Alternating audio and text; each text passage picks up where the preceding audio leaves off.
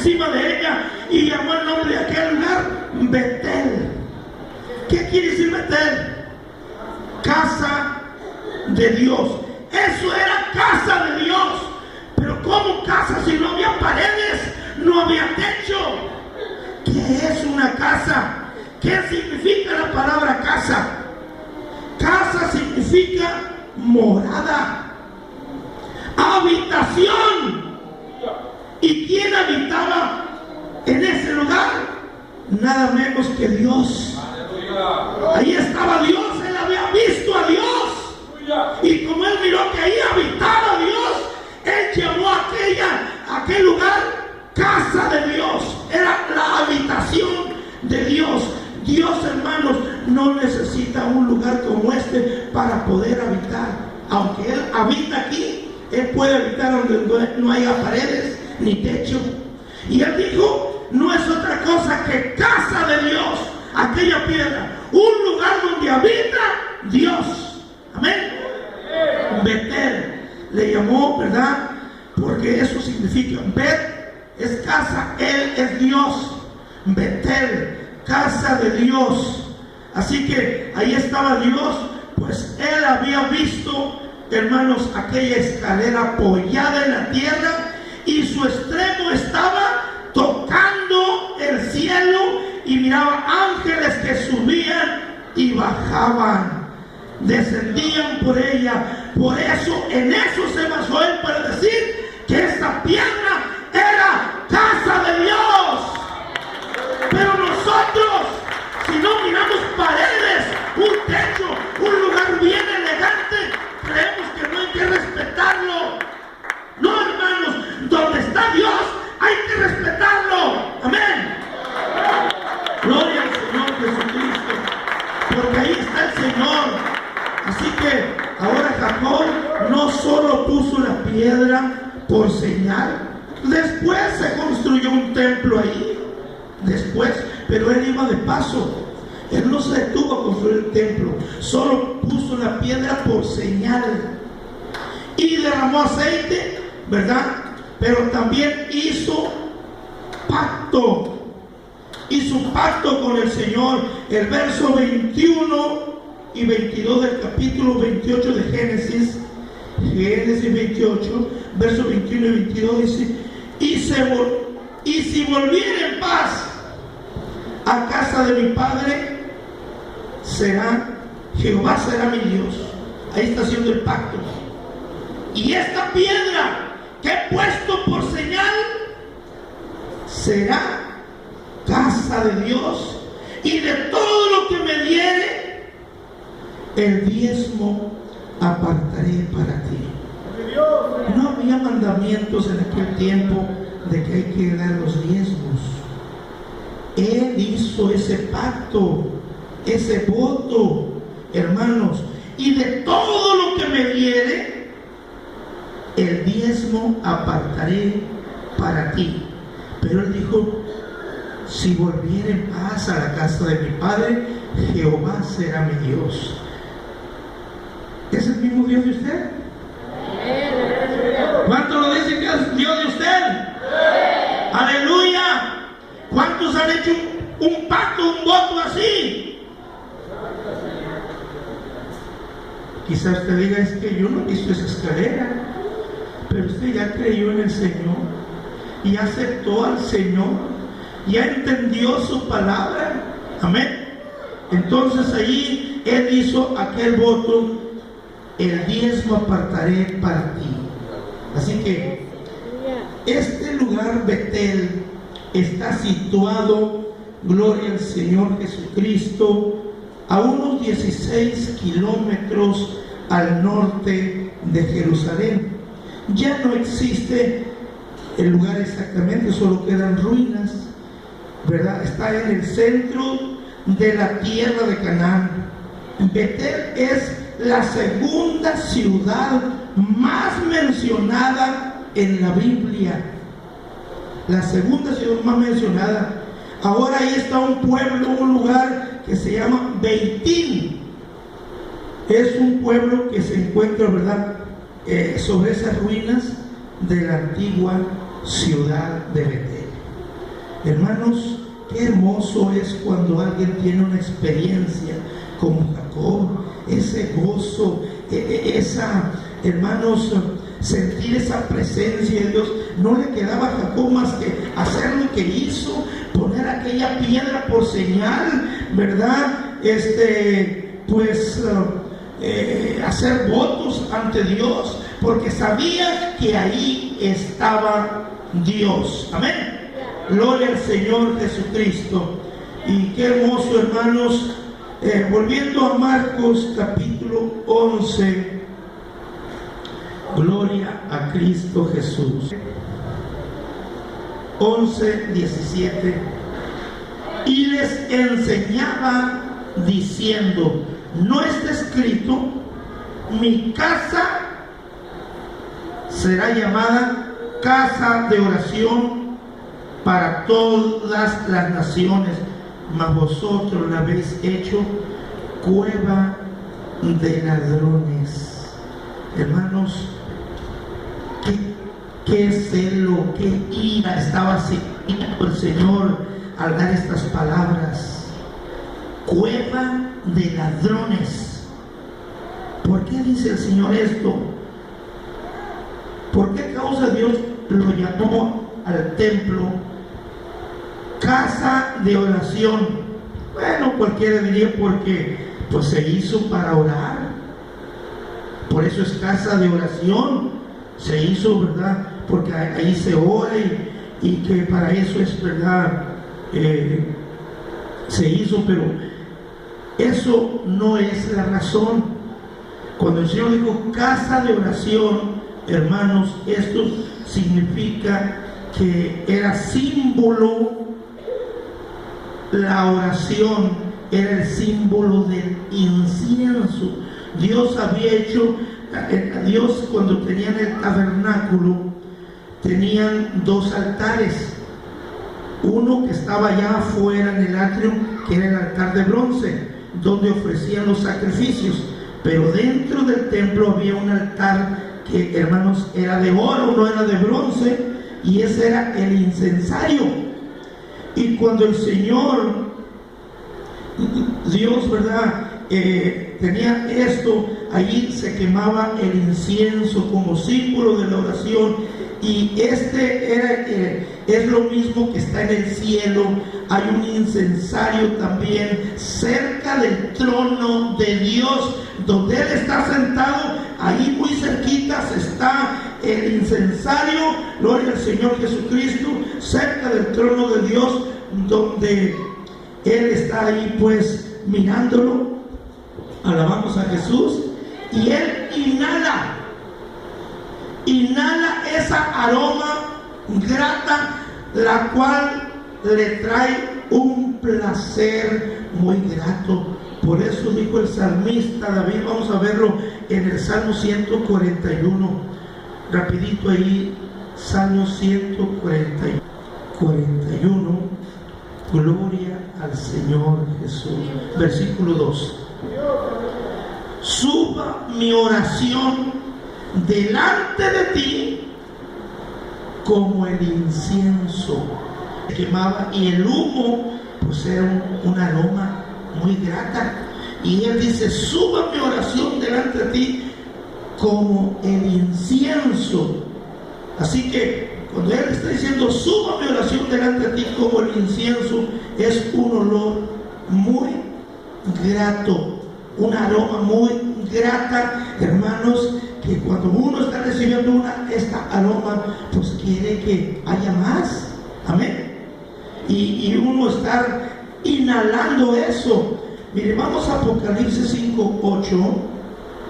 Ahí está aún más claro. Apocalipsis 5:8 dice: y cuando hubo tomado el libro, los 4 seres vivientes y los 24 ancianos se postraron delante del Cordero.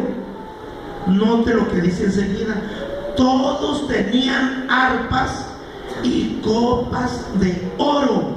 ¿Qué tenían las copas? Estaban llenas de incienso. ¿Y qué era ese incienso? Que son las oraciones de los santos. Fíjese lo importante. Cuando nosotros venimos, hermanos, al altar, cuando doblamos nuestras rodillas y estamos orando a Dios, esa oración es como un incienso delante de Dios. Es algo grato, algo agradable. Aleluya. Ahí dice, ¿verdad?, la palabra del Señor, que son las oraciones de los santos. Lo que ellos tenían en sus copas de oro era incienso, y luego dice, son las oraciones de los santos. Ese incienso eran las oraciones. Así que cuando salía el humo de ese incienso, de esas oraciones que, hermanos, estaban ahí, estaban llegando al trono donde Dios estaba sentado, y a Dios estaba deleitándose con esa aroma. Amén. ¿Cuánto les gusta traer ese incienso, hermanos, a la casa de Dios? Así que la palabra, cuando el Señor dice, mi casa, casa de oración será llamada, pudiéramos decirlo parafraseando esto, casa de incienso será llamada, porque las oraciones son el incienso que Dios está inhalando. Gloria al Señor. Ahí en el capítulo 8 de Apocalipsis, versos 3 y 4, dice, otro ángel vino entonces y se paró ante el altar con un incensario de oro, y se le dio mucho incienso. ¿Para qué? Para añadirlo a las oraciones de todos los santos sobre el altar de oro que estaba dentro del templo. Así que dentro del templo estaba, hermanos, un incensario de oro, lo más fino, lo más santo, lo más puro. Un incensario de oro, hermanos, y se le dio mucho incienso para añadirlo a las oraciones de todos los santos sobre el altar de oro que estaba delante del trono. Así que el incensario tenía que estar delante del trono, y de ahí subía aquel aroma, y el Señor inhalando, hermanos, esas oraciones, ese incienso. Gloria al Señor Jesucristo. Así que una hermosa fragancia que subió a la presencia de Dios, el humo del incienso con las oraciones de los santos. Por eso es que la oración es simplemente incienso que está quemándose en el incensario de oro que está delante del trono de Dios, o cerca del trono de Dios. Por esto el Señor dijo, mi casa, casa de oración o de incienso será llamada. La casa de Dios debe oler bonito, debe dar grato aroma a Dios. A Dios le agrada el aroma cuando su pueblo está quemando incienso, está trayendo incienso de oración. Reciba, aleluya, gloria al Señor. Así que, hermanos, que había, hermanos, otro altar, mencionaba al principio.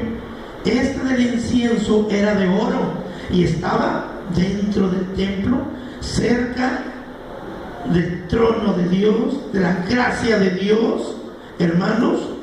Pero este otro, hermanos, el incensario, el otro, hermanos, que no estaba dentro del templo, era de bronce, donde sacrificaban bueyes o palomas, por lo que indica que había en el templo, cuando el Señor llegó, bueyes.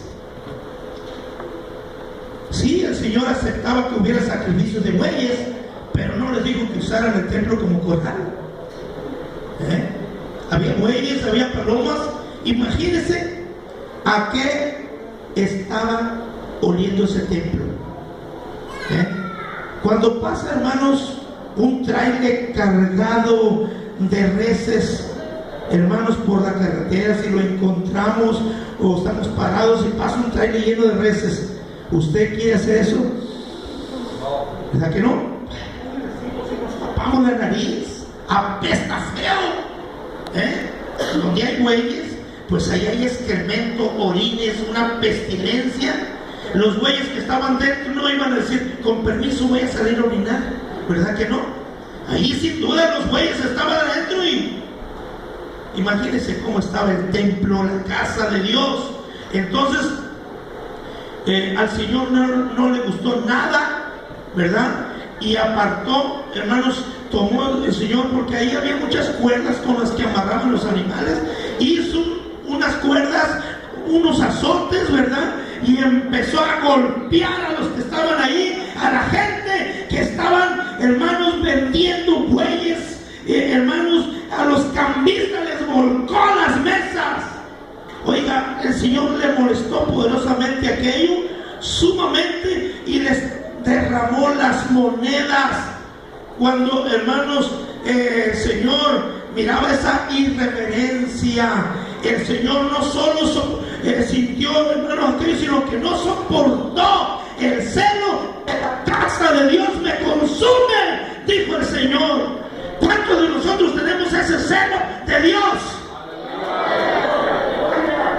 Yo quisiera que todos lo tuviéramos. Que cuando vemos un desorden, cuando vemos hermanos entrando y saliendo y parece que todavía no me escuchan, siguen todavía platicando en la puerta, parece que no saben de lo que se está tratando. Amén. No hay celo. ¿Cuántos alaban a Cristo? La casa de Dios no debe haber plática, no tiene que estar habiendo, hermanos, desorden. Aleluya. Entonces el Señor dijo, el celo de tu casa me consume. Miren, vemos el Salmo 69. Amén. ¿Cuántos alabamos a Cristo? Salmo 69. Gloria a Dios. Salmo 69, 9. Amén. Bendito sea el Señor. Dice, porque me consumió el celo de tu casa. Hermanos, fue un insulto, una injuria, hermano, ofensa. Y los denuestros de los que te vituperan cayeron sobre mí. Entonces, hermanos, cuando hay un celo de estos, la persona puede ser muy respetuosa, muy caballerosa, muy amable, muy educada. Pero cuando llega este celo, como que nos descompone. Amén. Dirá usted, pero qué hermano tan... Hermano, si usted no tiene celo de Dios, puede pensar eso. Si usted tiene celo de Dios, va a decir, amén, yo siento lo mismo. Aleluya. El Señor sintió un celo, hermanos. Gloria al Señor Jesucristo. Mire, allá en el Evangelio de Juan, capítulo 2, 17. Evangelio de Juan. Gloria a Cristo Jesús. Evangelio de Juan, capítulo 2 y versículo 17. Aleluya. Estoy preocupado, hermanos, porque el tiempo no nos alcanza.